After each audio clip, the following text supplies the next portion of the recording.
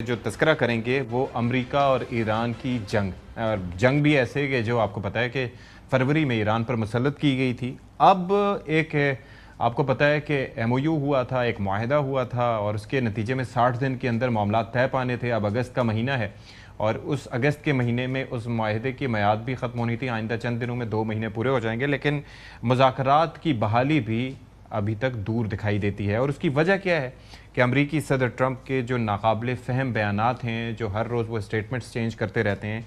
तो अभी जो रिसेंटली जो उन्होंने स्टेटमेंट दिया, मैं चाहूँगा पहले आपके गोश गुजार करूँ, सुने ज़रा। After we finish defeating Iran, which is being very badly defeated, pretty soon I'll be declaring the Hormuz Strait a territory of the United States. We have the blockade. No ships get through unless we want them to. अच्छा जी, अब ज़रा इसके ऊपर जो reaction सामने आ रहा है, ज़ाहिर है ईरानी इंतज़ार नहीं करते, वो फ़ौरन रिएक्ट करते हैं, फ़ौरन रिस्पॉन्ड करते हैं। तो इस पर एक्स एक पोस्ट में गालिबाग साहब ने क्या रिस्पॉन्ड किया, वो ज़रा आप अपनी स्क्रीन पर देखिए कि उनकी जानिब से भरपूर जवाब दिया गया है। और जब भी इस तरह के स्टेटमेंट्स आते हैं तो सुने ज़रा, वो बल्कि पढ़ के मैं आपको सुनाता हूँ। ये बल्कि गरीब आबादी साहब का स्टेटमेंट है। वो कहते हैं कि Trump has said that after Iran's defeat he will soon declare the state of Hormuz as US territory. The Strait of Hormuz cannot be seized by tweet, nor by aircraft carrier, nor by issuing an order, nor by an election speech.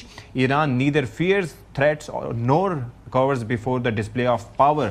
अच्छा, ये तो उन्होंने show भी किया और इसके बाद आगे लिखते हैं कि once and for all accept the reality up to this point you have suffered strategic and heavy defeats.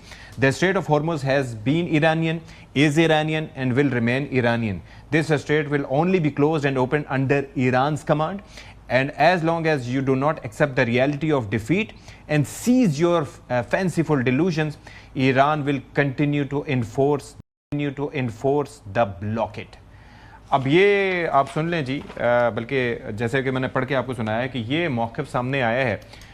तो हमारे साथ एयर कमोडोर रिटायर्ड चिश्ती साहब मौजूद हैं और ज़ाहिर है इस सारे मामले पर उनकी बड़ी गहरी नज़र भी रही है। चिश्ती साहब, thank you so much for joining us. एक तो चीज़ ये है कि एक ऐसे वक्त में जब आए रोज़ जो अमेरिका को पहुंचने वाले जंगी नुकसानात हैं उनका तस्करा भी किया जाता है। आपने सुना होगा कि वो बताया जा रहा है कि जी उनके कितने रीपर्स इसमें तबाह हुए, उससे पहले जो नुकसानात हुए होते रहे। लेकिन एमओयू होने के बावजूद जो कि उनके लिए एक फेस सेविंग थी और अब उसके 2 माह भी मुकम्मल हो रहे हैं, तो बजाय इसके कि उसके ऊपर रहते हुए उसके ऊपर अमल किया जाता ताकि अमेरिका यहाँ से निकल पाता, ये ट्रंप साहब ऐसे बयानात दे के अपने आप को मुश्किल में फंसाते जा रहे हैं।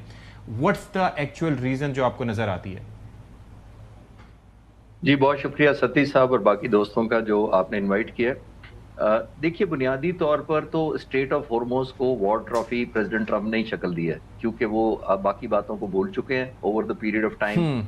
ना वो रजीम चेंज की बात कर रहे हैं, ना वो न्यूक्लियर, ना वो मिसाइल टेक्नोलॉजी की, ना वो और प्रोग्राम्स की बातें कर रहे हैं, ना वो फुट ऑन ग्राउंड करते हैं। सिर्फ स्टेट ऑफ हॉर्मोज रह गया। वो अमेरिका ने खुद ही उसको एक वॉर ट्रॉफी डिक्लेयर कर दिया। एक ऐड करें उसके अंदर एलिमेंट ऑफ ह्यूमिलेशन जो रिपीटेडली वो करते रहते हैं ईरानी लोगों का, और वो समझते हैं कि मैं आपको एक दिलचस्प बात बताता चलता हूं कि जो स्टेट ऑफ हॉर्मोज बुनियादी तौर पे एक इसकी ज्योग्राफी अमेरिका ने नहीं पढ़ी, और इनके एक मार्क ट्वेन, एक इनके फिलोसफर थे, कोई 125 साल पहले फौत हो गए। उन्होंने कहा था कि the American learn the geography through Wars, और आज मैं फिर 125 साल बाद देखता हूं कि वाकई वो ज्योग्राफिया ये है स्टेट ऑफ हॉर्मोज का, जो रेट मैं उससे बेहतर समझा पाने की कोशिश में करूंगा। जो स्टेट ऑफ हॉर्मोज सती साहब ईरान की तरफ है वो 30 से 70 मीटर गहरा है, जो कि लोडेड जहाजों, जो बहरी जहाज हैं, उनके लिए सूटेबल नहीं है, बिकॉज वो नीचे जमीन काफी करीब आ जाती है। जो ओमान की तरफ है वो तकरीबन 200 मीटर गहरा है।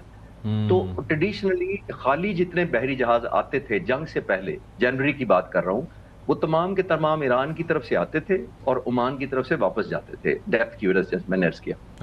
और ये सिर्फ 3-3 किलोमीटर की एक पट्टी है जिसके अंदर ही गुजरना होता है उन्होंने, बिकॉज ऑफ डिफरेंट रीजंस। अब हुआ गया, जब पिछली जंग सीज फायर हुआ एमओयू के बाद, अमेरिका ने कोशिश की कि ओमान को मोटिवेट करे कि तमाम जहाजों को ओमान साइड से ही गुजारे आने और जाने के लिए, जिस पर ईरान ने, आपको याद होगा, कतर और सऊदी अरब के जहाजों पर, टैंकर्स पर हमला किया था। तो अब मैं बेहतर कनेक्ट कर पाया हूं कि वो एक न्यू नॉर्मल अमेरिका सेट करना चाहता था स्टेट ऑफ हॉर्मोज को ओमान के रास्ते, ताकि वो मिथ और जो जोम ईरान का खत्म हो जाए और वो लीवरेज भी खत्म हो जाए। जाहिर है कि जब स्टेट ऑफ हॉर्मोज पार्शियली खुल गई तो ईरानियन साइड पे किसी को जाने की जरूरत ही नहीं है। और वैसे भी मैंने कहा वो वन वे जा सकती थी, क्योंकि वन वे सिर्फ एंटर होते थे, तेल भर के वापस नहीं जा सकते थे उधर से। लेकिन चिश्ती साहब, द इशू इज कि जब ये हम इस पे बात करते हैं कि जब ये जंग मुसल्लत की गई थी तो उस वक्त तो हॉर्मुज़ खुली हुई थी। एक दिन पहले की 28 फरवरी से पहले की आप ट्रैफिक निकाल के देखते हैं, that was not even an issue. इसको इशू बनाया किसने? आप वो सारी चीजों से हटके बहुत बात करें कि जब हमारा मसला तो स्टेट ऑफ हॉर्मस है, हम उसको अपना ये अच्छा जिस तब ये तो हो गया। अब इसको अगर बहस को आगे लेके बढ़ें, अमेरिका के अंदर ये बहुत ज़्यादा बहस चल रही है कि जो बाकी मानदा सवा 2 साल बनते हैं प्रेसिडेंट ट्रम्प के, उनको किस तरह गुजारना है। मिड टर्म तो आ रही है वैसे नवंबर में। अब वहाँ पे ये भी बहुत ज़्यादा बहस हो रही है कि जो है अब ज़हनी कैफियत किस तरह की है प्रेसिडेंट ट्रम्प की, उसके ऊपर अच्छा खासा कमेंट हो रहा है, सीरियस कमेंट हो रहा है। वहाँ पे साइकियाट्रिस्ट और मेडिकल एक्सपर्ट्स भी बात कर रहे हैं कि खुदा न खास्ता यही हो रहा है कि कोई वो ऐसी कोई सूरत हाल ना पैदा हो जाए कि दुनिया को किसी नए ख़तरे के अंदर वो ना धकेल जाए, ख़ासतौर पर हमारे इस रीजन को। ये जो कॉन्फ्लिक्ट है, एक बात आई फ्रोजन कॉन्फ्लिक्ट हो गया, अब इस तरह 1 स्टेप फॉरवर्ड 2 स्टेप बैकवर्ड ये बात हो रही है। फिर ये हो रहा है कि इस तरह चलता रहेगा, कभी कभार कोई हमला हो जाएगा। बाकी ये स्टेट ऑफ हार्मूज है, वहाँ पे बस अब थोड़ी बहुत ट्रैफिक और थोड़ा बहुत एग्रीमेंट हो जाएगा, लेकिन ना वो जो है जंग से पहले वाले हालात होंगे, ना कोई अब ऐसे हालात पैदा होंगे कि वो जो है पूरी तरह स्टेट ऑफ हार्मूज खुल जाएगी। आपसे अगर मैं ये जानना चाहूँ कि अब आप ये इस कॉन्फ्लिक्ट की शक्ल क्या देख रहे हैं आइंदा चंद महीनों में, चंद हफ्तों बाद, मतलब ये किस तरह इवॉल्व करेगा ये सारा मामला? गुमन साहब, बहुत अच्छा सवाल है। इसके अंदर देखिए, पूरी जंग जो लड़ी गई है ना, वो 2 बातों पर लड़ी गई है। एक टू इन्फ्लिक्ट पेन और दूसरा है टू इंड्योर पेन। अमेरिका ने पहले इन्फ्लिक्ट की पेन, ईरान ने इंड्योर की। जब स्टेट ऑफ हॉर्मुज की बात आई और war trophy state of Hormuz बन गई, तो ईरान ने पेन इन्फ्लिक्ट करना शुरू कर दी और दुनिया ने और अमेरिका ने इंड्योर करना शुरू कर दी। तो अब आगे बढ़ने के लिए मेरा ख्याल है, जो आपने पूछा कि ऐसा ही रहेगा, ईरान के पास बहुत थोड़ा लीवरेज है। मेरा ख्याल है 2 साल से 5 साल तक के स्टेट ऑफ हॉर्मुज उसके ये लीवरेज है वो मिलेगा। वजह ये है कि यूएई के जो फजूरा एक पे जो पोर्ट है उस पे तकरीबन वो 1.5 से 2 मिलियन बैरल रोजाना शुरू कर दिया उन्होंने, उसको एस्केलेट कर बढ़ा रहे हैं। फिर हमने देखा कि जाम्बू एक सऊदी अरब की जो पोर्ट है रेड सी में, वहां पे 2 से 2.5 मिलियन से वो 4.5 मिलियन बैरल पर डे ले गए हैं प्रोडक्शन, और 7 मिलियन तक ले जा रहे हैं। जिसका मतलब ये है कि ईरान के पास बड़ी लिमिटेड अपॉर्चुनिटी है तो इसको कन्वर्ट करने के लिए। ऑन टॉप ऑफ दैट आपने देखा जंग में दुनिया ने एक न्यू फाउंड लर्निंग की, चाइना ने, जापान ने, कोरिया ने, इंडिया ने, कि ईरान की स्टेट ऑफ हॉर्मुज पर डिपेंडेंसी कॉम्प्रोमाइज की जाए, चाहे वो ऑल्टरनेट सोर्स हो, सोलर एनर्जी हो या कोई और तरीके हो। तो दुनिया आगे बढ़ रही है, ईरान के पास बड़ा लिमिटेड टाइम है। हाँ, प्रेसिडेंट ट्रंप के पास भी लिमिटेड टाइम है, जो आप कह रहे हैं, इलेक्शन आया खड़ा है। प्रेसिडेंट ट्रंप को ये चाहिए कि फौरी तौर पर एक एग्जीक्यूटिव ऑर्डर के तहत एक मीनिंगफुल मैसेज दें, एंगेजमेंट करके, चाहे एग्रीमेंट करके, जैसे भी। लोग बहुत सारे कहते हैं कि नहीं जी वो तो कांग्रेस से अप्रूवल चाहिए होता है, ऐसा नहीं है। क्यूबा पर जो सैंक्शन लगी हुई हैं वो कांग्रेस की अप्रूव की हुई हैं। क्यूबा पर हटाने के लिए कांग्रेस के पास अमेरिकी सदर को जाना पड़ेगा, लेकिन ईरान पर मोस्टली एग्जीक्यूटिव ऑर्डर के रास्ते लगी हुई हैं। अगर वो एग्जीक्यूटिव ऑर्डर एक दोबारा निकाल देते हैं तो वो हो सकता है। बहुत थोड़ी सैंक्शंस जो हैं वो यूएन के थ्रू लगी हुई हैं, और आप भी एग्री करेंगे कि यूएन में अगर अमेरिका खुद ले जाए कोई रेजोल्यूशन इसको रेस्क्यू करने के लिए और फेस सेविंग देने के लिए, तो ना उसको रशिया वीटो करेगा ना चाइना करेगा।